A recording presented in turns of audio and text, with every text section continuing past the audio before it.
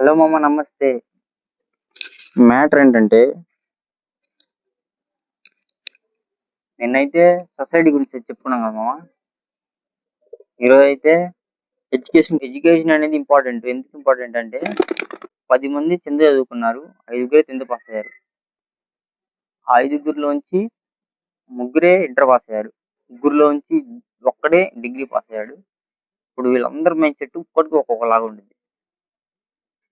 చూసుకున్నట్టయితే 10th fail అయిన వాళ్ళందరూ ఎట్లా ఉంటారంటే, ఇంక వాళ్ళు కొలాప్సే. ఇంకేందంటే వాళ్ళ మైండ్ సెట్, పనికి వెళ్ళినాము, డబ్బులు వచ్చినాయి, తిన్నాము, పడుకున్నాం. అది ఇంటర్ పాస్ అయినోడిది కొంచెం, 10th పాస్ అయినోడిది కొంచెం వేరు ఉండిద్ది మైండ్ సెట్. ఇంకా ఇంటర్ పాస్ అయినోడిది ఇంకొంచెం వేరు.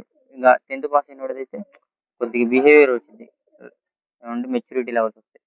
ఇంటర్ పాస్ అయినోడికి ఎక్కడ ఎలా ఉండాలి, ఎక్కడ ఎలాంటి బట్టలు వేసుకెళ్ళాలి, ఎవరితో ఎలా మాట్లాడాలి తెలిసింది. ఇంకా డిగ్రీ పాస్ అయినోడికి